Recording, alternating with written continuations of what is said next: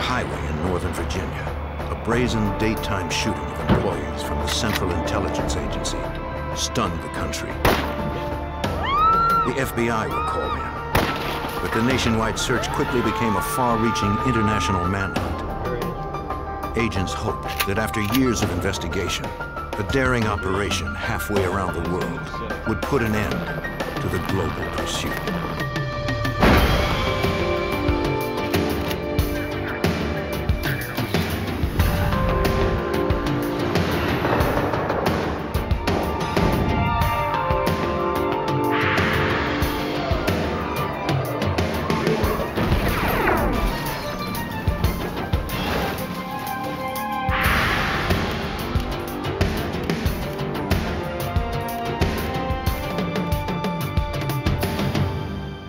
In Langley, Virginia, a terrorist fired into rush hour traffic.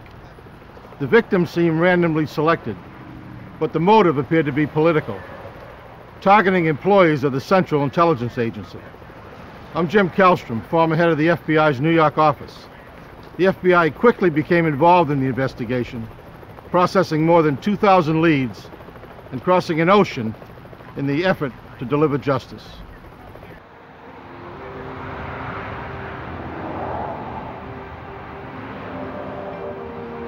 Langley, Virginia, a suburb of Washington, D.C., is home to the headquarters of the Central Intelligence Agency. Monday, January 25th, 1993. Another work week had started for thousands of CIA employees who routinely commute to their jobs at America's Global Intelligence Agency. Workers of varying security clearance and experience waited at the long light to turn left into the CIA compound. All were alone in their cars, except a young couple who had met at the CIA and had recently been married. As newlyweds, they seemed to have their entire life ahead of them. Then the young man was struck from behind by a gunman's bullet. Two employees behind the shooter fled from their vehicles as the man walked forward. A third employee sped off before he could fire. Two more ran the red light as their cars were peppered by bullets. The gunman then shot into a sixth car, hitting the 61-year-old man twice at point-blank range. Behind that car, the shooter realized the first man he shot was still alive. He aimed at the wounded man, this time killing him, but sparing his wife. Only one other employee remained, frozen by fear. The 66-year-old was killed instantly by two quick shots.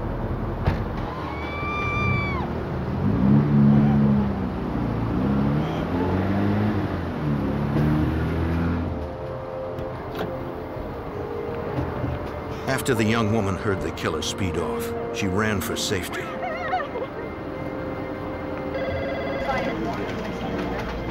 Dozens of urgent 911 calls flooded the switchboard in Fairfax County, Virginia. All available units were ordered to respond. Emergency personnel from several towns raced to save those that clung to life. Fairfax County Detective Fred Fife is assigned as lead detective. One of the first steps was to make sure that the scene itself was safe. We weren't sure what type of individuals we may have been dealing with, so we had to set up an armed security around the scene to prevent, a further attack. Choppers searched for the fugitive from overhead. Several motorists reported seeing him flee into the surrounding woods after he drove off. The CIA immediately dispatched its tactical security forces to comb the 250-acre compound in and around headquarters. An exhaustive search turned up nothing. Authorities secured a 3-mile radius and closed busy Route 123 except to emergency personnel. At the crime scene, police found 2 dead and 3 critically wounded. 4 others escaped unharmed, 3 of them women. FBI Special Agent Brad Garrett arrived moments after the shooting. The first thing you do when you walk into a crime scene is, what's the obvious? Well, the obvious is this appears to be directed towards the CIA. It might be directed towards the individuals that were shot. But it was clearly somebody wanted to make a public statement during a rush hour traffic. The victims were rushed to area hospitals as investigators began to interview the survivors. Their first step was to alert the public and area law enforcement to the description of the fugitive and his vehicle. But most witnesses saw little, and their accounts varied. The witnesses stated that the suspect was a male, mostly olive-complected type individual, armed with a rifle. And that was pretty much the composite description we were able to put together. Height varied. The vehicle ranged from being a brown station wagon to a blue truck. I think a lot of the people were in a panic situation and were shielding themselves from being victims. One woman got a closer look than most. She described the shooter as a man with dark hair in his early 30s, wearing a tan jacket and dark pants. Though he had her in his sights, for some reason, he chose not to shoot. We looked at the individuals that were killed, and we said, could there be a connection? Had they done something in the past that someone could have wanted to take revenge on them for whatever reason, whether it be personal or professional, because you got to look at this both ways. The immediate crime scene covered an area of 50 square yards. Glass and shell casings littered the roadway. Forensic technicians needed to record every detail before the bodies of the two slain victims could be removed from their cars, according to Fairfax County crime scene detective Jeff Miller. I have a duty to them, and my duty is I have to be their voice. They've been murdered. Here's this person who's silent forever, and somebody has to speak up for them. And so that's the way I look at it, is I'm their voice. And it's my job to find whatever it is that's going to help us find or identify the person who's responsible for this. Crime scene investigators recovered 10 empty shell casings. They believe they were likely fired from an AK-47. Towards the back of the cars, where the gunman began firing, technicians also recovered one live round. The forensic evidence always tells the truth. It's never clouded by someone's perception. It never lies to you. It's always telling the truth. And it's my job to find it. All I have to do is find it. And once I find it and I'm able to examine it, it's going to tell me exactly what happened. The live round on the ground told investigators that the weapon was a semi-automatic and had most likely jammed before the killer fired his first round.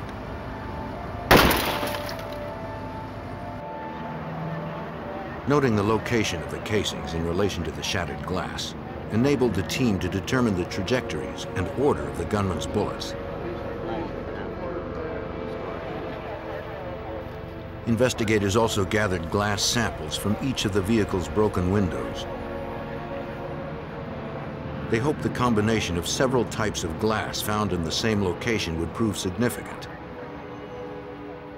You had a number of different cars. Each of the cars was a different manufacturer. It had a German car, had an American car, had a Swedish car. The glass that's put in these cars is all different.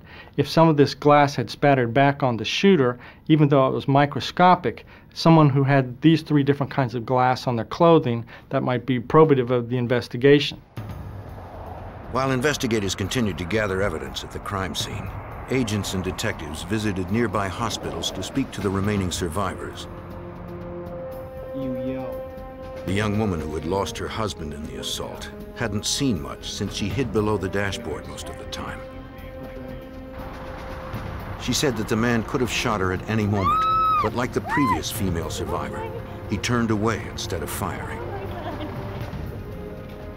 She also told investigators that she and her husband normally used a different entrance to drive into the CIA compound. What's going on with my husband? FBI agent Brad Garrett wondered who else might have known this. We immediately started looking at who within the CIA, in other words, disgruntled employees, present employees, that may have had a relationship with these people that could have retaliated for whatever reason. There's a lot of bizarre people that have applied to work for the CIA, and they've rejected a lot of people. At the Fairfax County Command Center, the female witness who had gotten the best look at the gunman worked with a police sketch artist. Swear. Based on her description, investigators believe the suspect was of Hispanic or Middle Eastern background. She had not gotten as good a look at his vehicle, but recalled that it was a station wagon. Investigators released the drawings to the public, hoping to elicit leads. One of the first things we had to do was to get out through the media that afternoon a phone number or a system where the potential witnesses that had been in that area that morning could contact us. And we needed to isolate a phone number for that purpose and get it out to the media as quickly as possible. As calls poured in, agents and detectives were still grappling to find a clear motive for the shooting. If they could deduce a reason for the shooter's actions, it would limit the potential suspect pool. Agents searched the victims' backgrounds for possibilities as to why they may have been targeted. He then walked up to this car and fired one more shot into car H. Once we started looking at the backgrounds of the individuals that were shot, and we looked at the circumstances as to why they were at that intersection, it didn't appear, at least to me, that there probably was a link between them being shot, those particular individuals being shot, and the person or persons that shot them. Just 8 hours after the shooting, Fairfax County Detective Jeff Miller examined the cartridges recovered from the pavement at the crime scene. He confirmed the shells were from an AK-47 assault rifle, a weapon used primarily by Russian and Chinese armies. Upon closer inspection, Detective Miller discovered a latent fingerprint on the shell. The difficult part about this whole situation was cartridge casing is a cylindrical shape. The fingerprint went about 300 degrees almost all the way around this cartridge case. So what I had to do was photograph it in different steps. I'd photograph it, then I would turn it about 1/16 of an inch, adjust the light so that it was exactly the same, and photograph it again. And then I would continue to do that over and over so that I had photographed the entire circumference of the cartridge casing. The hour-long process yielded one complete fingerprint. It was investigators' first solid lead. Detectives fed the print into a system that was connected to 185 other databases throughout North America. We could take that one latent fingerprint and send it to any automated fingerprint system in North America and ask them to search their database to see if that fingerprint was on file or was recorded within any of their automated systems. Unfortunately, the extensive search provided no match. Print it out? Yeah. Either the suspect had no record, or he had not committed any crimes within North America. The next morning, police looked for witnesses among area commuters on Route 123 who may have seen something unusual the morning of the attack. They handed out flyers with a sketch of the suspect to 3,000 motorists. Intense media attention generated sightings from across the country. None immediately panned out, but the reports were maintained in the command center's growing database. Through the night, patrols on the roads around Northern Virginia and the Washington, D.C. area remained on high alert. That evening, a car fitting the description of the suspects was pulled over by a Virginia state trooper. The trooper called for backup, then approached the vehicle. He had no idea if he had the shooter or if the man was carrying an AK-47. On January 26, 1993, 36 hours after a lone gunman opened fire with an AK-47 in front of CIA headquarters, killing 2 and wounding 3 others, Virginia state troopers stopped a vehicle that fit the description of the suspect's car. Put your hands up. Keep your hands up. The killer had been described vaguely as having an olive complexion, medium build, and dark hair. Okay, buddy, we've been looking for you. Though the man troopers stopped also fit that description, a fingerprint check confirmed he was not the fugitive. Okay, then we have, By now, dozens of personnel from the CIA, ATF, and the FBI had joined Fairfax County Detective Fred Fife's team in pursuit of the murderer. As additional manpower was needed for different areas, they were brought in and supplemented us. The FBI was very generous. They supplied us not only with the hard technology, the computers and so forth, but their clerical staff to maintain the information management system that we had designed, that we felt we could process the leads as they were coming in. FBI Special Agent Brad Garrett was concerned that despite recovering a fingerprint from a shell casing at the crime scene, investigators were still unable to identify the perpetrator or his motive. All they knew for sure was that the gunman used an AK-47. So I made this decision. I said, let's go back and look at all the AK-47s purchased in the last year. And the reason we did that was that typically people who commit these kind of acts buy their weapons a short time or acquire their weapons a short time before they commit the act. Over the next several days, ATF agents visited gun shops in the Virginia and Maryland area outside of Washington, D.C., since the purchase or possession of firearms is forbidden within city limits. They discovered that 1,000 AK-47s were purchased in Northern Virginia over the past year. Another 600 had been purchased in Maryland. Agents gathered records of every purchase and entered the gun owners' names into the command center's large computer database. At firing ranges within 100 miles of CIA headquarters, agents also questioned gun owners directly. ATF. We're investigating the shootings near the CIA headquarters. They asked if they remembered anyone in the past year who matched the suspect's description and had practiced with an AK-47. They remembered no one. By February 1st, a week after the shooting, investigators hoped their growing database of witness descriptions and gun purchases could provide a common link among the thousands of names and police reports entered so far. Agents and detectives set parameters for the database to cross-reference the suspect's physical characteristics with those who made a recent purchase of an AK-47 and who had a local address. The computer returned one name, 28-year-old Mir Emal Kanzi. He had purchased an AK-47 3 days before the shooting. He was a Pakistani immigrant who lived in Herndon, Virginia, and was reported missing 3 days after the shooting by his roommate. Investigators immediately dispatched a team of agents to track down Mir Emal Kanzi. Kanzi was not at home, but the roommate who reported him missing worked at nearby Dulles International Airport. Kanzi's roommate, also a Pakistani immigrant, was employed by a security company to operate a magnetometer that checked passengers for weapons. Agent Johnson? Yeah. Any question him? Okay. Come with me? Yes, sir. Okay.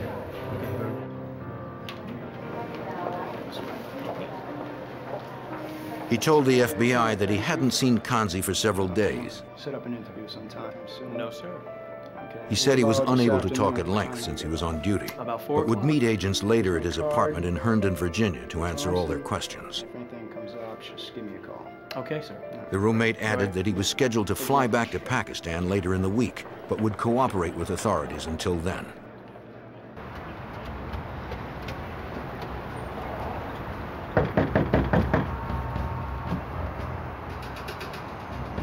When investigators arrived to question the roommate again, he wasn't there.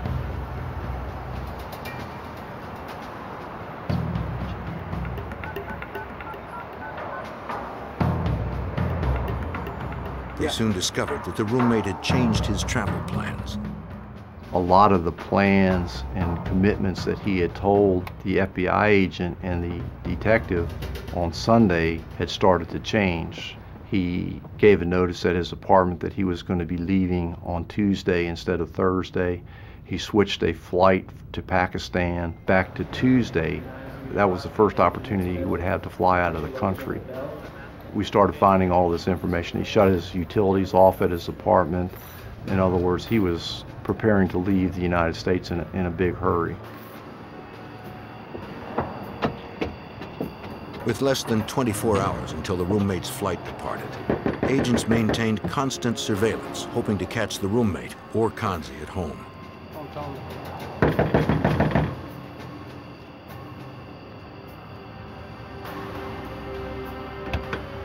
What's up? Their perseverance paid off. They found the roommate alone at home. So, what happened yesterday? There were few items in the apartment. Mind if I was in the bedroom? No, no problem. It appeared that both Kanzi and the roommate were not planning to return.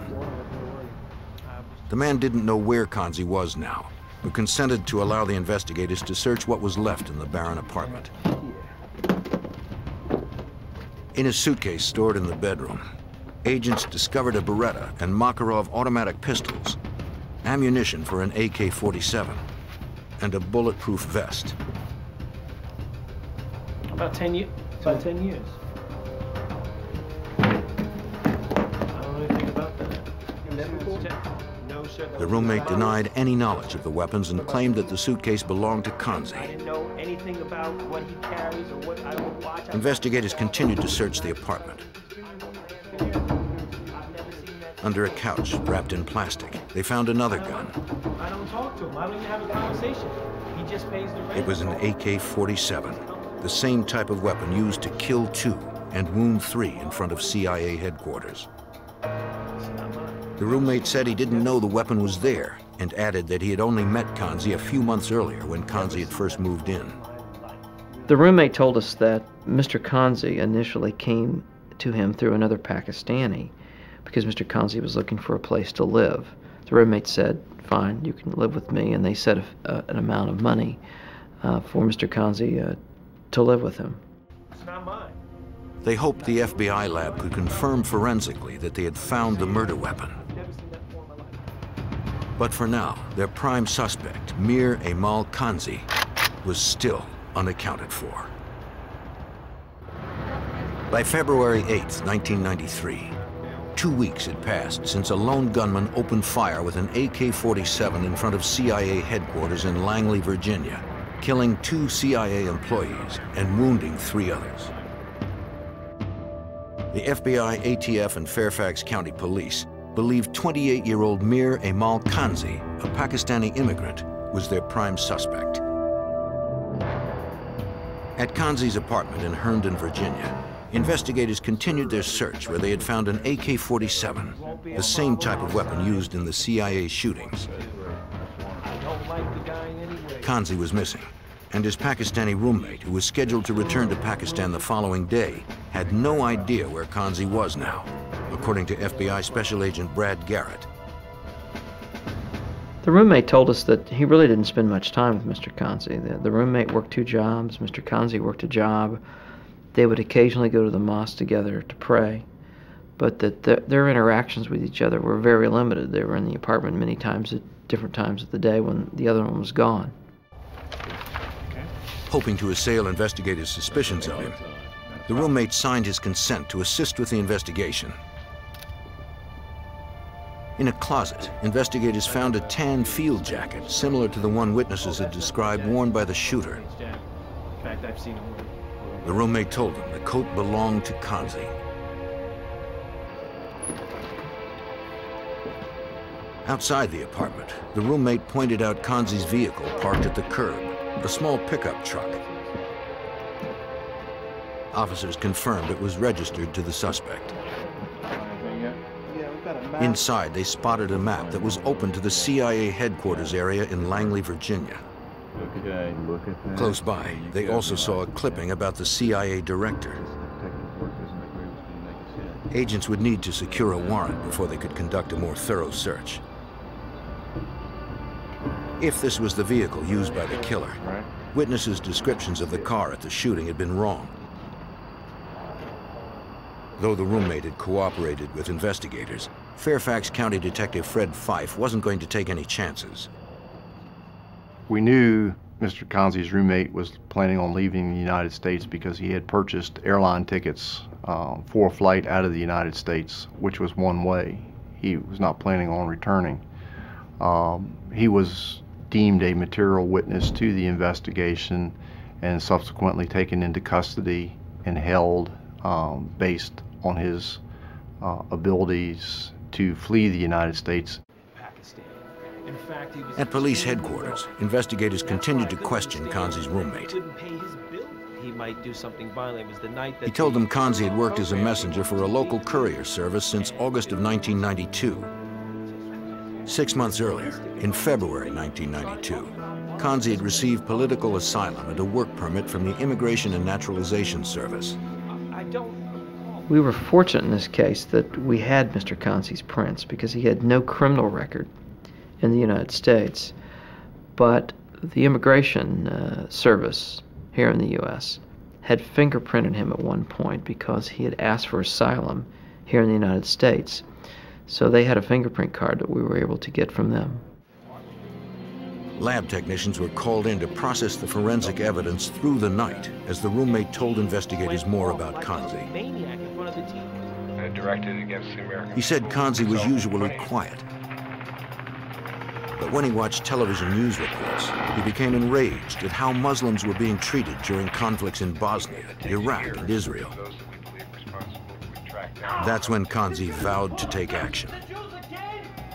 The roommate eventually admitted that Mr. Kanzi had told him that he was going to go do something big. And we asked him to define big, and he said, well, I'm not sure, but maybe a shooting of some sort. And he mentioned going and doing something big at the CIA, the White House, or the Israeli embassy. Agents believe the roommate was not connected with the shootings. But he was not permitted to leave the country until the investigation was complete. Lab examiners compared the fingerprint lifted from the shell casing found at the shooting to Kanzi's fingerprint on file at the INS. They matched. Investigators also confirmed that the serial number of the weapon recovered in the apartment matched the serial number of the Chinese-made AK-47 purchased by Kanzi 3 days before the CIA killings.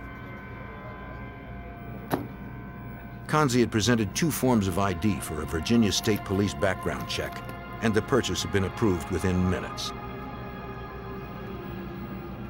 FBI lab examiners then compared bullets and shell casings test-fired through Kanzi's AK-47 with the bullets and shell casings collected from the crime scene by Fairfax detective Jeff Miller. The firearms examiner was able to say that the bullets at the crime scene were fired from the gun that was collected from Kanzi's apartment.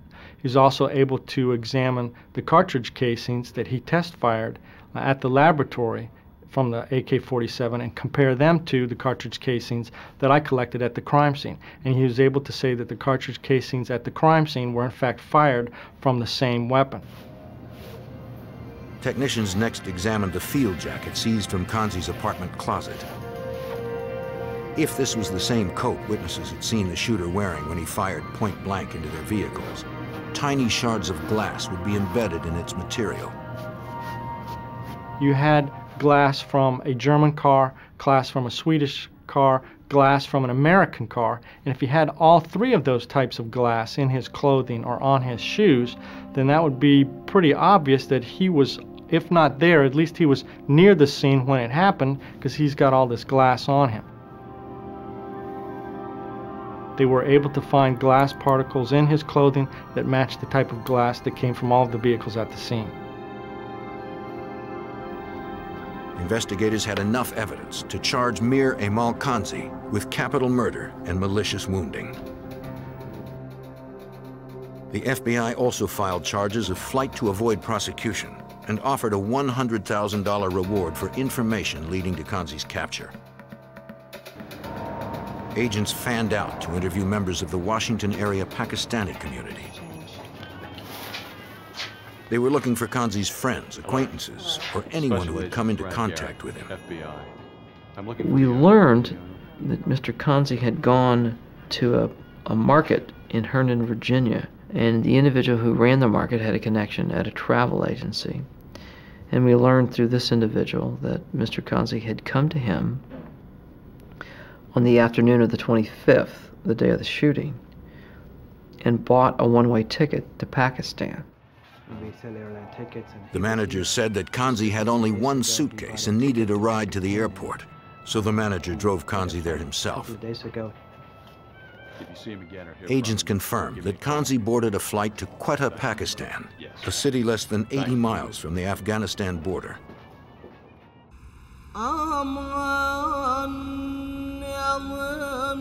2 weeks after the shooting spree at the CIA headquarters, a worldwide manhunt for the killer got underway. The investigation would begin 8,000 miles away from the crime scene in the Muslim nation of Pakistan. In February 1993, 32-year-old Pakistani Mir Amal Kanzi was wanted by the FBI for killing 2 and wounding 3 CIA employees on the highway outside CIA headquarters in Langley, Virginia.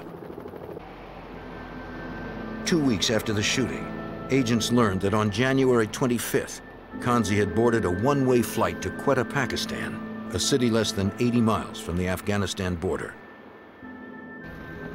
By now, he could be anywhere. Finding the fugitive halfway around the world presented overwhelming problems for FBI Special Agent Brad Garrett. One of the difficulties in investigating any case overseas is that, first of all, you have no jurisdiction to begin with. You're just another citizen, a U.S. citizen traveling to a foreign country. So the key in catching any fugitive, obviously, is developing intelligence information. And you do that typically through informants.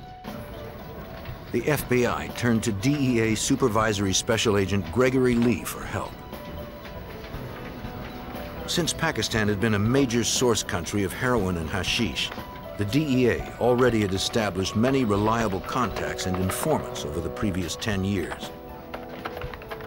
At the time of the investigation, Agent Lee was the resident agent in charge of the DEA's office in Karachi, Pakistan. Well, the working environment there is a complete contrast to what an FBI agent would be used to working domestically in the United States. And it's like you literally fell out of a tree and then showed up at a place that is foreign to him in every way, to include the language, the infrastructure, how to get around, who to see.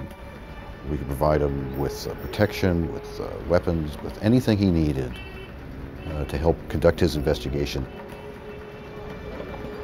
In a country of 135 million people that was politically volatile and had rampant corruption among officials, the FBI would need all the help it could get. Agent Garrett also realized that Kanzi would have many sympathetic supporters who could hide him in Pakistan or even in neighboring Afghanistan. He would be respected in Afghanistan. In fact, he was respected in Pakistan. The CIA, in particular, and the U.S. government in general, is not well liked in either one of those countries.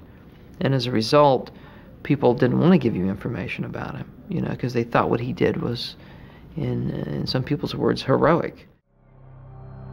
In March of 1993, the U.S. State Department declared Kanzi's alleged attack on CIA employees an act of terrorism and raised the reward for information leading to his capture to $2 million.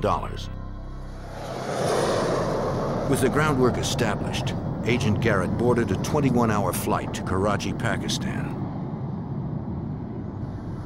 When he landed, DEA agents had already arranged for him to meet his first contact. Agents distributed pamphlets and matchbooks with Kanzi's photo, publicizing the $2 million reward in English, Arabic, and Punjabi. The reward generated leads from as far away as Thailand and London. But informants in Pakistan claimed Kanzi was hiding among the small border towns and tribes in Afghanistan. Kanzi's family originally was from Afghanistan. Their family roots go back to Afghanistan. And keep in mind that the city that Kanzi is from, Quetta, Pakistan, is only about 80 miles from Afghanistan. And so the natural link between Kanzi, Quetta, family heritage, and Afghanistan made sense. Agents traveled to Kanzi's large family home in Quetta and interviewed his brothers who were wealthy landowners. They confirmed that he had visited them back in January, a few days after the shooting in Virginia. Kanzi arrived unannounced, carrying only one small bag. That was unusual, considering the length of the trip from the U.S. The brothers also thought it was odd that Kanzi was wearing no coat, since winter in Pakistan was then at its coldest. Kanzi only stayed for a few days, then left as quickly as he'd arrived. He didn't tell them where he was going, and they hadn't heard from him since. Not very long, just enough to... A few weeks later, the brothers became aware that their brother Amal was a wanted terrorist from reports on CNN. Give you a card. Agents believed it was likely that Kanzi had disappeared over the nearby border to Afghanistan. We knew that it would be safer for him in Afghanistan because, by and large, Afghanistan, particularly back then, is a country that's just basically a bunch of tribes that control different parts of Afghanistan. At that particular time, really had no central government that had control of Afghanistan. So it's like, who would you even go to ask permission to come into Afghanistan? The investigation had hit a dead end. Agents returned from Pakistan without the fugitive. Kanzi's trail went cold for the next 3 years, so the State Department raised the reward for information leading to his capture to $3.5 million. While Agent Garrett waited in Washington for the reward money to flush out a viable informant, he spent time with FBI fingerprint experts. Since so much time had passed, he needed to learn how to recognize Kanzi through his fingerprints in order to be certain they had the right man if he was arrested in a remote location. The agent studied the unique ridges and grooves of each one of Kanzi's 10 fingerprints that he'd given the INS years earlier. I see that. He was also taught how to fingerprint a resisting suspect under field conditions. This is a case that obviously took a large chunk of my life to work on, you know, and I guess one of my fears might be that we never would catch him, you know, and you know, which is entirely possible. In April 1997, after 4 years of pursuit, an FBI agent at the U.S. consulate in Karachi, Pakistan, received a call from one of their more reliable sources. The man claimed he had information on Kanzi's whereabouts, but the informant didn't want to say more over the phone. All right. He told the agent to wait in a public place and that a second man would contact him on his cell phone in an hour. The crowded streets of Karachi would provide ample cover. If the wrong people saw the informant talking to an American agent, he would certainly be killed. As instructed, the agent waited on the street for the call.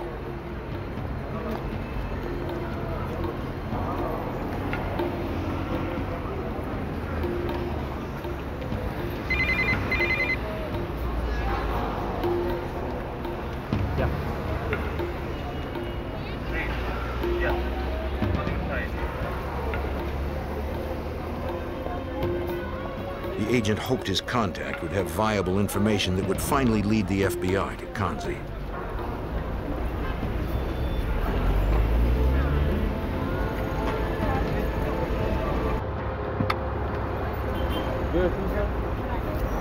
The informant claimed he not only knew where Kanzi was, but that he could put the fugitive in a specific hotel at a certain time to enable his arrest. The informant represented a group of Kanzi's protectors who decided the reward money was too great to pass up. The highest levels of the U.S. government were involved. The White House approved a secret arrest plan. The Secretary of State then secured permission from the Pakistani leader for U.S. agents to carry out the operation. Pakistan is very sensitive to their image. They're very proud people. They don't like the idea of a Pakistani being identified as an international terrorist, somebody who would travel halfway around the world to Washington for the purpose of killing CIA employees. To them, he's an embarrassment. Gentlemen, welcome. Agents arrived in Pakistan with a special ops team from the FBI training facility in Quantico, Virginia. They would need to extract Kanzi from a hotel room in a remote desert town in north-central Pakistan, where their informant promised he'd be. Getting his fingerprint is going to be key. Gentlemen, let me direct Each member would be assigned a task based on a surveillance report of the hotel's layout.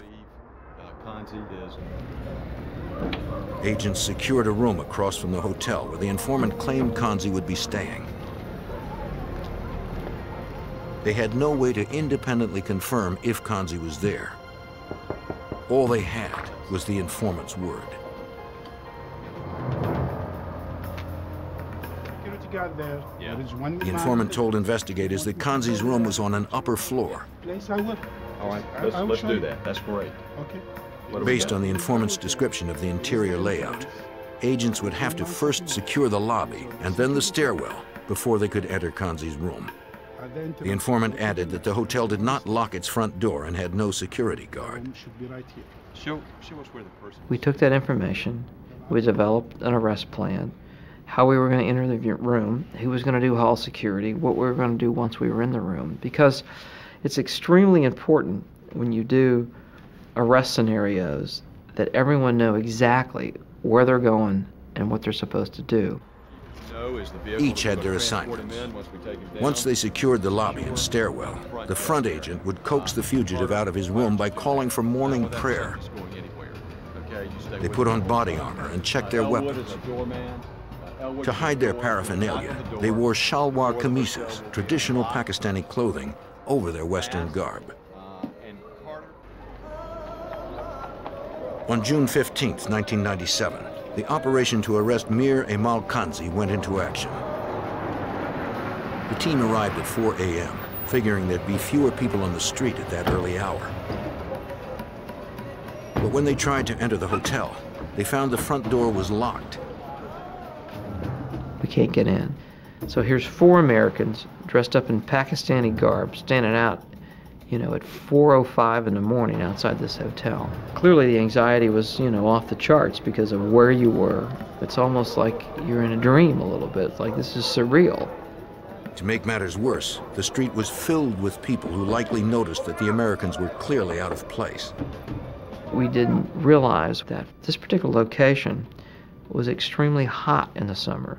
So people started to work at 3 or 4 o'clock in the morning. So the street was full of people.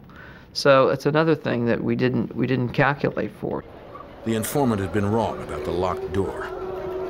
After 4.5 years of pursuing Kanzi, the FBI had hit another obstacle. On June 15, 1997, an FBI arrest team disguised in Pakistani garb attempted to gain entry to a locked hotel in north-central Pakistan where they believed suspected terrorist Mir Emal Kanzi was hiding. But to FBI Special Agent Brad Garrett, it appeared that their informant had misled the team. When we went up to the hotel, and the initial intelligence was that the door would be unlocked and there'd be no security guard, and we get there and the door is locked, and then within a few minutes we realized that there is a security guard there. Agents summoned the guard and pushed their way into the hotel. The team secured the lobby and moved quickly up the stairs. They hoped the informant had been correct about Kanzi's room number, if the fugitive was in fact there at all. When everyone was in place, the front agent knocked on the door and called for morning prayer to coax out whoever was on the other side of the door. If Kanzi was inside, he may be armed. Agents prepared for the worst.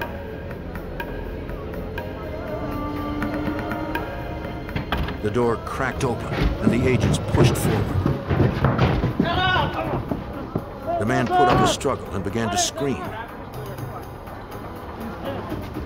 He had to be gagged so others in the hotel would not be awakened. I tell him, after he calms down a little bit, that if I take the gag off, will you promise not to yell anymore? And he said yes. So we take the gag off. He doesn't yell anymore. I ask him his name. He says an obscenity to me in English. He didn't look like his picture. He gained weight. And I said, you know, I'm not sure if this is the right guy. The agent hoped the man's fingerprint would match prints Kanzi had provided for the INS 6 years earlier. Okay, guys. He inked the suspect's thumb and compared it to Kanzi's known thumbprint. What are you?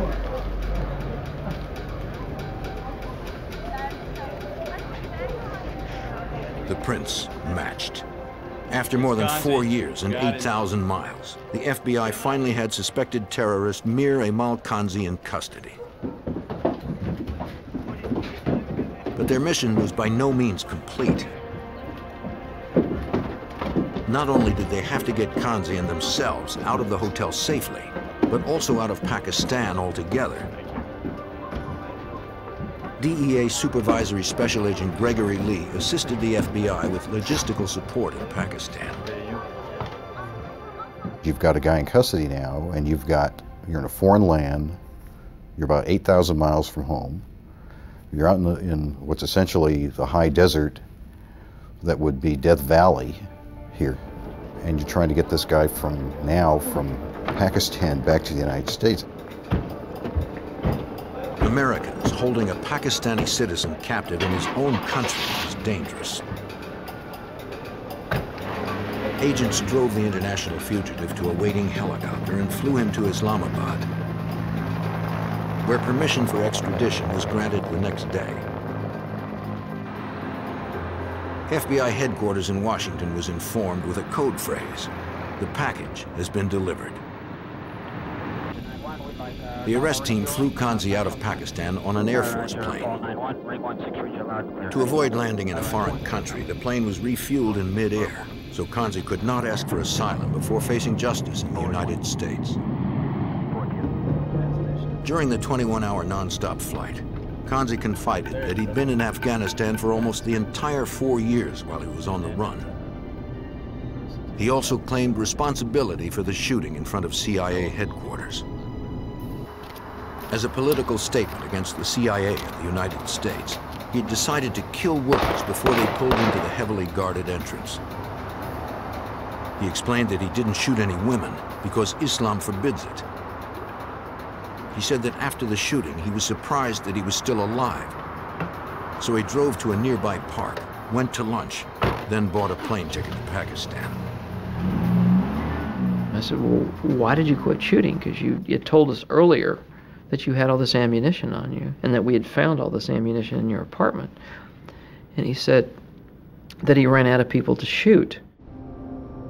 Affirming that his statement had been given freely and willingly, Kanzi signed his confession. After arriving in the U.S., a chopper transported the prisoner to a secure location. Under heavy security, agents delivered Kanzi to the Fairfax County Police to face the murder and assault charges. Fairfax County Detective Jeff Miller remembers that day. Having him captured and brought back to the United States showed to the whole rest of the world that the United States, the FBI, the Central Intelligence Agency, is not going to just let this sort of thing lie and not do something about it.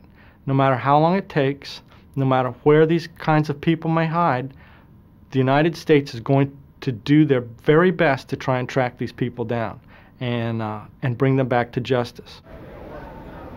Kanzi was found guilty of murder, malicious shooting, and using a firearm in the commission of a felony. He was sentenced to death and is scheduled for execution in 2002. In the wake of the shootings, memorials to the slain victims were established on Highway 123, where they fell to the gunman's bullets. The CIA tightened its security at the Langley compound and at all of its offices around the world. The successful investigation would prove to be another in the long line of battles against terrorism.